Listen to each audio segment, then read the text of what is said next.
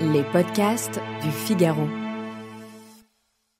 J'ai ouvert cette lettre, j'ai trouvé des prénoms d'enfants qu'elle connaissait depuis la maternelle, les mots qu'on lui disait, les mots MAUX qu'elle subissait. Quand on a perdu son enfant, c'est ce qu'il y a de pire. Mais moi, je me bats pour que personne ne perde son enfant. Marion, il lui aurait suffi d'une main tendue, d'un regard aimable, pour qu'elle croie encore que demain c'était possible. Il y a une urgence à changer. On a besoin d'aller à l'autre bout du monde pour nous engager. Et donc de sortir à nouveau de sa zone de confort. Il me semblait qu'il y avait quelque chose d'injuste. C'est un métier qui demande du temps. De l'empathie, c'est dur. C'est dur, mais c'est tellement gratifiant de faire des... À la fois c'est génial et à la fois ça nous terrifie. S'engager, c'est prendre ses responsabilités. Et puis il y avait l'idée aussi de montrer un exemple. Et lâche rien, fonce et avance, quoi. Bonjour, vous écoutez Les Engagés. Je suis Aude Cérès, rédactrice en chef au Figaro. Chaque semaine, nous recevons une personnalité qui porte haut et fort, ou parfois plus discrètement, sa détermination à faire évoluer la société. Aujourd'hui, nous allons parler enfance, adolescence, harcèlement et surtout main tendue. J'ai le grand plaisir de recevoir Nora Tiran, fondatrice et présidente de l'association Marion, la main tendue. Bonjour Nora. Bonjour Aude. Nora, je vais tenter de vous présenter en quelques phrases avant que nous débutions notre échange. Vous avez vécu une enfance heureuse, vous avez 3 enfants, un travail dans le marketing, et puis le 13 février 2013, votre vie bascule. Votre fille Marion, âgée de 13 ans, votre fille aînée, se donne la mort suite à du harcèlement scolaire. Depuis, vous consacrez votre énergie qui semble inépuisable à cette cause et à faire reculer le harcèlement, à l'éradiquer, à mettre en place des outils, des formations, alerter sans cesse. Au travers de votre association que vous avez créée et qui a un très beau nom, Marion, la main tendue. Vous avez écrit 2 livres, dont Marion, 13 ans pour toujours, et un guide stop au harcèlement chez Calman Levy, et une bande dessinée, Camélia face à la meute, chez Bambou Éditions. J'ai une première question, Nora. Comment allez-vous aujourd'hui ? Je vais très très bien, très très bien. Je l'ai dit, il y a 11 ans, votre vie a basculé. Qu'est-ce qui s'est passé ? Ma vie a basculé, nos vies ont basculé parce qu'un mercredi, après avoir déposé des vêtements de mes enfants chez une amie, j'ai eu le pressentiment que Marion, qui n'était pas allée au collège parce qu'elle était souffrante depuis la veille, qu'il s'était passé quelque chose. Je suis retournée à la maison, persuadée qu'elle avait glissé dans la salle de bain ou qu'il s'était passé quelque chose parce que chez mon amie, j'ai appelé Marion sur son téléphone portable et sur le fixe. À l'époque, ça existait vraiment. Elle ne répondait pas et c'était pas son genre. Et comme elle était souffrante, je me suis dit peut-être qu'elle a glissé de sa mezzanine, elle est tombée, peut-être qu'elle a voulu se rafraîchir. Et néanmoins, avant de partir, en fermant la porte, j'ai laissé mon chien dehors et je me suis dit, il faut vraiment que je ferme parce que j'ai peur qu'il y ait un cambriolage. Et ce 13 février, je rebrousse chemin, je suis restée peut-être une demi-heure, maximum 3/4 d'heure chez une amie. Et la porte était verrouillée quand je suis revenue, donc j'étais sereine en me disant, il ne s'est rien passé. S'il s'est passé un tsunami, un attentat, c'est que j'ai découvert ma fille dans sa chambre, derrière la porte, accrochée à un porte-manteau. Mes enfants dans la voiture, une voiture qui était en marche. J'ai essayé de la décrocher, j'ai tout jeté par terre et j'ai tenté de la réanimer. Je faisais des allers-retours aussi pour aller voir comment mes enfants allaient. J'étais en état de choc, état de sidération. Je ne sais pas comment j'ai réussi à trouver les ressources d'agir et de réagir. J'ai ces images de mon manteau à terre, mon sac, tout. J'appelle les secours et malgré tout ça, eh bien Marion n'est plus là aujourd'hui. Voilà, c'était le 13 février 2013 à 13h. Cet acte de Marion a une cause très précise, qui est le harcèlement. Est-ce que vous aviez détecté des signaux ? Alors, il faut remettre dans le contexte, le 13 février, quand Marion malheureusement décède, les gendarmes viennent et je demande si Marion a laissé une lettre. Marion dessinait beaucoup, écrivait beaucoup, et je ne sais pas pourquoi. On me dit non, Marion n'a pas laissé de lettre. Mais je dis mais pourquoi elle a fait ça ? Pourquoi elle m'a rien dit ? Et on me dit mais madame, nous sommes la veille de la Saint-Valentin, sans doute un chagrin d'amour. Je me suis dit quand même, un chagrin d'amour. Elle aurait dû m'en parler, et elle était malade. Et le soir, les gendarmes rappellent. On était tous à la maison, sidérés. qu'il a fallu entre-temps annoncer à ma fille, ma deuxième fille, que sa sœur n'était plus là. Et les gendarmes rappellent pour avoir le numéro du code PUC du téléphone portable qu'ils avaient emporté, au même titre que l'ordinateur, tout ce qu'il y avait dans sa chambre. Je dis, vous êtes sûre que Marion n'a pas laissé de lettres? Ils me disent, non, madame, elle n'a pas laissé de lettres, on vous l'a dit. Et donc, dans la nuit du 13 au 14 février, une nuit sans fin, où vous avez le ventre arraché, où vous ne comprenez pas ce qui se passe, dans ma tête trotte l'idée que Marion a mis fin à ses jours, à cause, pour un chagrin d'amour. Mais le 14 février, c'est à l'entour de 7-8 heures, une amie arrive chez moi, me dépose un journal, Le Parisien, qui dit que des enfants sont harcelés à en mourir. Le jeune Mathéo à Bourg-Saint-Maurice, décédé quelques jours avant, moqué parce que roux, et Marion qui avait laissé une lettre. Et c'est ce 14 février que tout a changé. Je me suis dit, donc on m'a menti, donc Marion a laissé une lettre. Et j'ai voulu récupérer cette lettre, j'ai tenté de joindre Le Parisien, j'ai appelé le collège, je savais que Marion n'allait pas bien dans ce collège, je savais qu'elle était huée, je savais qu'elle était moquée, mais je ne savais pas que c'était du harcèlement. Quand j'ai reçu la lettre, j'ai réussi à obtenir du commandant de gendarmerie grâce au maire de ma commune. J'ai ouvert cette lettre, j'ai trouvé des prénoms d'enfants qu'elle connaissait depuis la maternelle, les mots qu'on lui disait, les mots MAUX qu'elle subissait. Mais c'était toujours pas du harcèlement, parce que c'est quelque chose dont on parlait pas. Pour moi, c'était impensable. Et j'ai fait des recherches, j'ai mené une enquête pour comprendre ce qui se passait. Et c'est là que j'ai découvert qu'en fait, ce qu'elle vivait, toutes ces violences répétées à l'intérieur de l'école, en dehors de l'école, sur les réseaux sociaux, dans les vestiaires, tout ça, toutes ces violences répétées par une meute, ça s'appelait le harcèlement. Voilà. Quelle a été la réaction du collège, du principal de ce collège, de l'Éducation nationale? Une réaction que je considère inhumaine, qui dépasse l'entendement. Parce que Marion disait les choses, parce que Marion écrivait les choses, parce qu'elle dénonçait ce qui se passait dans cette enceinte, dans cette institution, par des élèves de cette institution, eh bien on me reprochait d'être la mère en colère, à pourquoi je voulais savoir. Et ça a été une période de ma vie au-delà du décès de Marion, parce que c'est un deuil illimité, quelque chose qui m'a bouleversée, parce que ça correspondait pas à mes valeurs. Vous disiez que j'avais eu une enfance heureuse, j'ai eu une enfance très heureuse, avec des valeurs d'humanisme, d'altérité, de joie, avec rien. C'est-à-dire que c'est pas l'argent qui vous rend heureuse, ce sont les bras. J'aime beaucoup ce mot embrasser, prendre dans les bras, et j'ai eu ça. Nous avons eu ça, une fratrie de 4. Et donc le principal du collège, quand on a appelé pour récupérer les affaires de Marion le lendemain, n'a pas eu de mots, n'a pas eu de compassion, n'a jamais présenté ses condoléances. C'est l'institution qui fait bloc, c'est la réputation. J'ai écrit à tout le monde et l'institution me renvoyait à la mère en deuil et il fallait que ça passe. Et non, j'avais promis à Marion que maintenant que je savais, je ne me tairais plus. Vous vous êtes engagé assez rapidement avec votre association. Où est-ce que vous puisez cette force et cette énergie? J'essayais de comprendre ce qui se passait, pourquoi on n'en parlait pas en France. Et il n'y avait pas d'informations. Et j'ai cherché une association pour m'aider. Et en fait, les associations que je trouvais, c'était des associations autour des jeux dangereux ou alors comment survivre au deuil. Bon, moi, j'étais partie du principe qu'on ne survivait pas au deuil. Donc c'était pas mon sujet. J'avais pas envie de partager avec des gens, mais c'est ma personnalité. Hein. Chacun fait comme il veut, comme il peut. J'avais pas envie de parler de la mort. Je voulais parler de la vie. Je voulais parler de comment on pouvait s'en sortir. Et je me suis dit, ça n'existe pas, t'as qu'à le faire, quoi.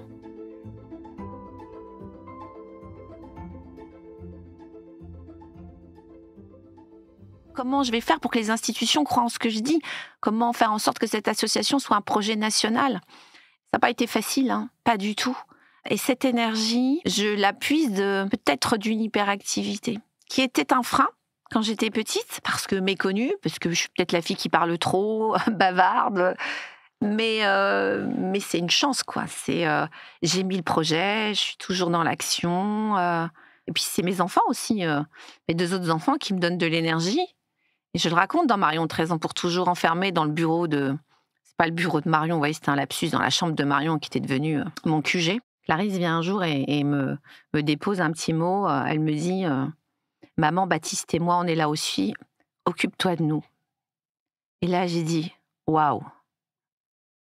En fait, l'absent prend toute la place, toute mon énergie. Et on apprend de ses enfants. Et je me suis dit, je vais m'occuper d'abord de mes enfants, mieux de mes enfants. Je vais retrouver de l'énergie et je serai encore plus forte pour les autres. Votre association s'appelle Marion, la main tendue. Pourquoi la main tendue? Vous savez, quand on crée, quand on imagine les choses, il faut croire en son intuition et voilà, pas chercher si ça vous passe en tête. Et c'est la première chose qui m'est venue en tête. Mais maintenant, je sais pourquoi. Parce que j'ai vécu dans une famille très aimante qui avait toujours la main tendue. Ma maman, qui était assistante maternelle, était celle qui prenait l'enfant handicapé que personne ne voulait. Cette maman qui élevait seule son enfant. Ce papa qui ne pouvait pas garder son enfant parce qu'il travaillait la nuit. Donc j'ai toujours vu ça. Un papa qui a beaucoup aidé des jeunes qui étaient en déshérence, qui leur a toujours tendu la main. J'ai vu un jour mon père ouvrir la porte chez nous et j'avais très peur. Il se lève, il donne son assiette à un jeune homme et je lui dis « Pourquoi tu fais ça ?» Il me dit « Moi, je peux manger demain, après-demain. » Mais lui, si je lui donne à manger aujourd'hui, il n'ira pas voler, il n'ira pas agresser une femme. Et je me suis dit aussi, Marion, il lui aurait suffi d'une main tendue, d'un regard aimable pour qu'elle croie encore que demain c'était possible. Et comme j'ai dit à Marion, je suis ta voix, je suis tes bras, eh bien Marion, c'est cette main tendue à tous ces enfants, à toutes ces familles, à tous ces êtres, à tous ces enfants de la République qui peut-être à un moment se disent la vie ne vaut pas d'être vécue. Ben si, elle vaut le coup, vraiment. Justement, pour cette main tendue, qu'est-ce que vous avez mis en place justement pour que ces jeunes se rendent compte que la vie vaut la peine d'être vécue? Eh bien, ce sont ces jeunes qui m'ont tendu la main. Quand Marion, 13 ans pour toujours, a été éditée, c'était une longue lettre à Marion et je faisais des propositions politiques, on peut le dire. Et je pensais que ce serait pour des parents en deuil. Et en fait, ce sont beaucoup de jeunes et d'adolescents qui ont lu le livre, qui ont écrit à mon éditeur, qui m'ont écrit « Ah bah maintenant j'ai lu, je vais dire à mes parents, je suis en hôpital psychiatrique, ils pensent que je suis anorexique parce que ceci ou cela, mais en fait c'est parce que j'ai été harcelée, j'ai compris ce que je vivais. Venez dans mon école, venez raconter, etc. » C'était difficile, je me dis « Ah non, je peux pas retourner dans une école. » Et puis après, des parents sont venus à des signatures, venaient réaliser des conférences. Et je me suis dit, bon, bah alors je vais écrire un projet de conférence, je vais écrire des ateliers. Donc c'est comme ça que ça a démarré. Évidemment, j'étais blacklistée. Enfin, je dis évidemment, j'étais blacklistée. Je n'avais pas le droit de mettre les pieds dans un établissement public. Mais la vie, elle est belle. Parce que ce sont des établissements privés de Bretagne qui m'ont contactée. Donc j'ai démarré avec des établissements privés. Et puis un jour, un chef d'établissement m'a écrit en me disant bah, « Pourquoi vous allez toujours dans le privé ?» Je dis « Parce que je n'ai pas le droit d'aller dans le public. Je suis en train de dire qu'il se passe des choses graves dans les établissements. » Donc il m'a dit « Moi, je prends le risque, venez. » Et c'est comme ça que j'ai commencé donc à créer des outils pédagogiques. Et puis Marion, 13 ans pour toujours, a beaucoup fonctionné. Et puis il y a eu le téléfilm. Et mon éditeur m'a dit est-ce que tu veux aller plus loin? Je lui ai dit c'est vrai que je n'ai pas le don d'ubiquité, je ne peux pas être partout. Créons un guide. Donc on a créé un guide, toujours de manière très pédagogique, didactique. Et puis on met toujours pourquoi c'est grave. Parce que moi, je ne crois pas que c'est bien ou c'est mal. Je m'intéresse aux conséquences et c'est grave. Et puis en allant sur le terrain, je me suis aussi rendu compte que les professeurs n'étaient pas formés. J'avais lancé une pétition sur change.org pour créer des formations pour les enseignants, pour qu'il y ait un numéro court d'aide aux victimes. À l'époque, on avait balayé d'une main ma pétition, mais la société civile a signé, ce qui fait que 80 000 personnes ont signé cette pétition. Et la ministre de l'époque, Najat Vallaud-Belkacem, a fini par dire OK, il y aura un numéro court d'aide aux victimes, le 30-20, qui est aujourd'hui le 30-18. La formation des enseignants, ça démarre. Et la journée nationale non-harcèlement, dont je suis très fière, qui a lieu le premier jeudi qui suit les vacances d'automne voilà, en France. Donc c'est à mon initiative, mais c'est grâce à la société civile. Donc vous voyez, on peut. Vous avez aussi des maisons? Oui, on a créé 2 maisons de Marion. Qui reçoivent des jeunes, des familles? Oui, parce que l'idée, c'était de se dire, allons plus loin dans la main tendue. On me disait toujours comment je m'en suis sortie. Parce que, comme disait mon psychiatre, j'ai un système nerveux central très fort. Je sais pas ce que ça veut dire, mais dès que je vais pas bien, j'y pense. Je me dis, ça doit être vrai. Et parce que, comme je vous ai dit, j'ai rencontré un bon avocat. J'étais bien entourée. J'avais une fratrie. J'avais les ressources financières de base pour pas penser à ça. Un bon médecin, enfin, voilà. Tout ça fait que je me suis dit, il faut ouvrir ça aux gens. Un cocon, un lieu où à un moment on se pose. Parce que quand vous vivez ça, vous pouvez pas vous occuper de vos enfants si vous en avez d'autres. Vous n'allez plus travailler, donc vous avez une perte de chance. Si vous êtes famille monoparentale ou dans des milieux ruraux, comment trouver un bon médecin? Enfin, on sait que c'est compliqué. Et donc, j'ai eu l'idée de créer une structure qui s'appelle Maison de Marion, une qui est en Essonne et une dans le 16e arrondissement. On reçoit des personnes victimes, aussi des harceleurs, qui font l'objet de ce qu'on appelle les exclusions-inclusions dans leur établissement, qui viennent essayer de comprendre pourquoi ils sont dans cette dynamique de groupe. Parce que c'est pas blanc ou noir, hein. On peut être un suiveur, on peut avoir d'autres problématiques. Et puis, des groupes de parole pour les personnes victimes, qui sont sorties, c'est-à-dire qu'elles sont toujours victimes, elles ne subissent pas au quotidien les violences, mais ça a des conséquences sur leur santé mentale et leur vie sociale. Et les parents, les proches qui ont besoin d'être aidés. Donc voilà, il y en a 2 en France. Comment on caractérise le harcèlement et comment on détecte ces signes? On parle souvent du harcèlement, mais sans savoir ce qu'il y a derrière. C'est pour ça que beaucoup d'enfants subissent des choses et ne peuvent pas s'en plaindre parce que pour eux, c'est quelque chose de normal. Alors nous, à Marion la main tendue, on a décidé de parler du harcèlement entre pairs PIRS. Ce sont ces violences répétées qui sont réalisées par un groupe qu'on appelle une meute chez nous. Voilà, c'est notre définition. Exercées contre une personne que vous pouvez appeler la cible ou la proie, que pas que la personne, elle se sente en état de faiblesse ou de victime. Elle ne l'a pas choisi, elle le subit. Et en tout lieu. C'est-à-dire qu'on s'intéresse à ce qui se passe dans l'enceinte de l'école, aux abords de l'école. Et voilà, ce sont ces violences répétées qui sont verbales, physiques, psychologiques et ou sexistes et sexuelles. On peut aussi considérer que parfois ce sont des discriminations répétées. On le dit souvent vis-à-vis des enfants qui ne comprennent pas que quand on lui dit toujours sale noire, sale arabe, etc., ce sont des insultes, ce sont des discriminations. C'est un délit, mais c'est répété. Donc c'est interdit. Voilà, ne pas minimiser ces violences. Et c'est surtout la répétition. Et la répétition, ça ne veut pas dire quotidiennement. Ça peut être le lundi, puis plus rien. Ça peut être dans les vestiaires, puis en cours d'anglais, puis sur le chemin.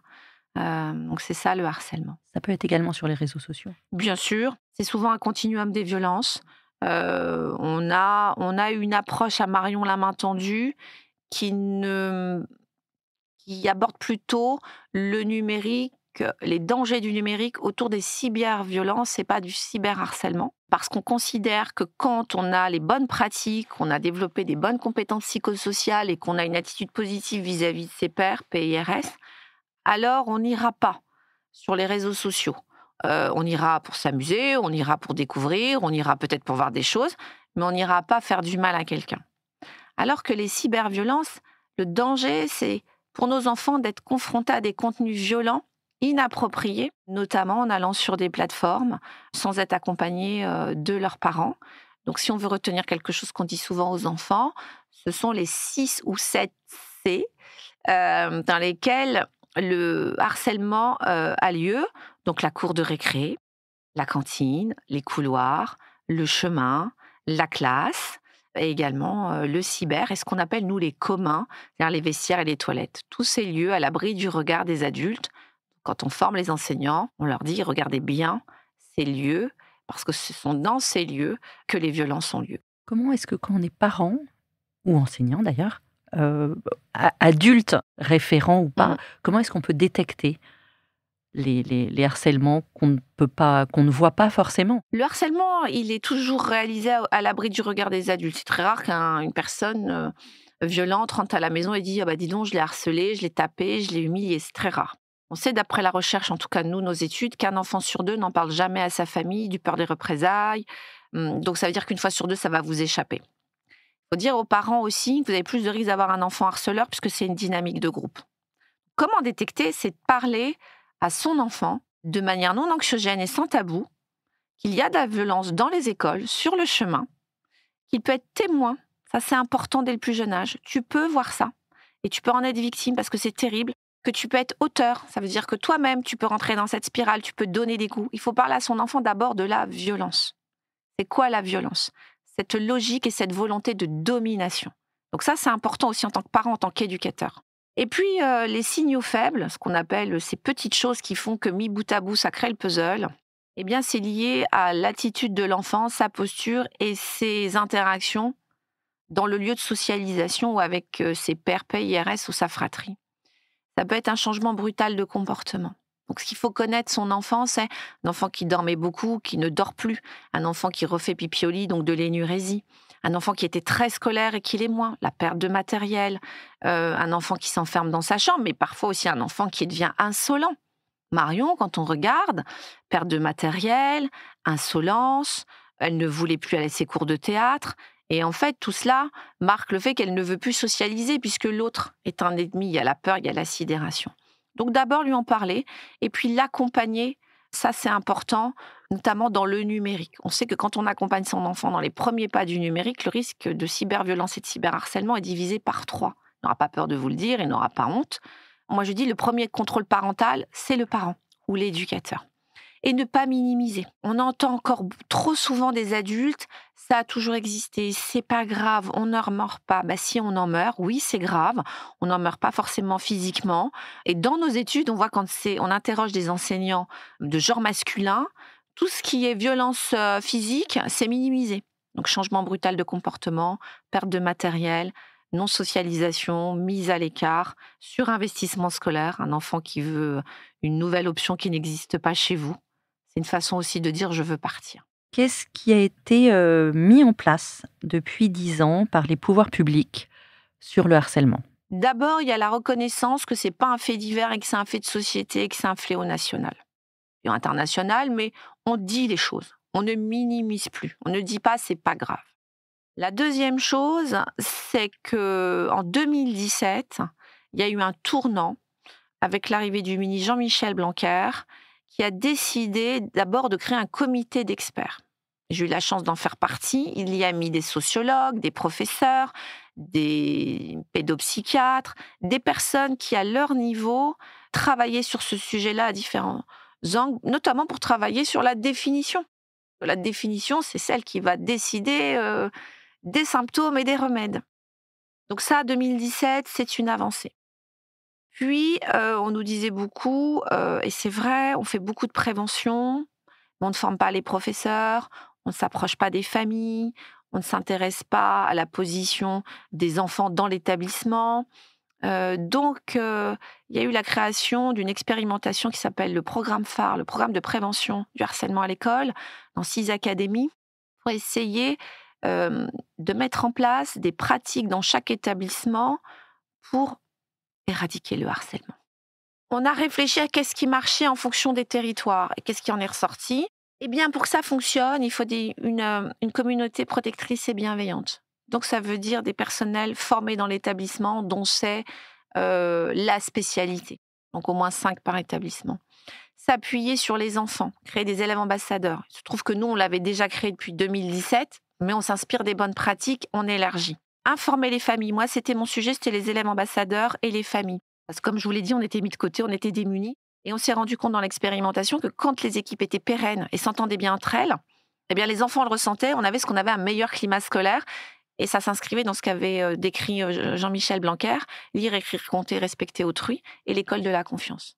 Et puis, il a inscrit aussi le harcèlement dans son carré régalien, délinquance, radicalisation, laïcité et harcèlement, ce qui était important. Le changement majeur, c'est la création de ce programme phare, la généralisation, l'obligation des établissements de s'inscrire d'abord dans ce programme et puis de mettre en place toutes ces mesures. Qu'est-ce que vous dites aux enfants, aux jeunes que vous rencontrez ? Vous dites parfois dans les podcasts que vous faites qu'à vous, les jeunes et les gens disent des choses. Ce qui les surprend, c'est la méthode Marion la main tendue, c'est que quand on dit qu'on leur donne la parole, on leur donne et on leur reprend pas. On les écoute, ils partagent. Et ce qui est extraordinaire, vous allez dans une classe de terminale, ces élèves de 17-18 ans vont vous parler de ce qu'ils ont vécu en CE1 ou CE2. Moi, je leur dis toujours que je les crois. Et on leur dit tout le temps, on va parler du harcèlement, mais on va parler de plein d'autres choses. On va parler de votre posture d'enfant, qu'on vous croit, de votre enfant intérieur, des violences sexistes et sexuelles, des discriminations. Une chose très, très, très importante que vous ayez 1 an ou 105 ans, l'amitié. quand on n'a pas d'amis, on croit qu'on a raté sa vie et que nous, on est leurs amis. Et ils me disent tout, ils nous disent tout, on n'est pas seuls. On est 5 à intervenir, même auprès des professeurs. Quand on a perdu son enfant, c'est ce qu'il y a de pire. Mais moi, je me bats pour que personne ne perde son enfant. Et si un parent me dit ce qu'il y a de pire, c'est d'avoir perdu mon boulot et je ne peux pas m'occuper de mes enfants, c'est ce qu'il y a de pire, je n'ai pas à juger. Vous donnez aussi la parole à toutes ces personnes et vous disiez que vous étiez hyper active. Vous avez lancé récemment un podcast et j'invite chacun à l'écouter parce qu'il y a des personnalités hyper attachantes, hyper vraies. Donc je vais mettre le lien dans le podcast de vos podcasts de Marion La Main Tendue. On arrive à la fin de notre entretien, Nora. Oui. Je vous remercie infiniment pour tous ces partages. Et j'ai une question traditionnelle. Si vous étiez à ma place, quel engagé inviteriez-vous, Nora ? Sans hésitation, Arnaud Gallet. Arnaud Gallet est un militant.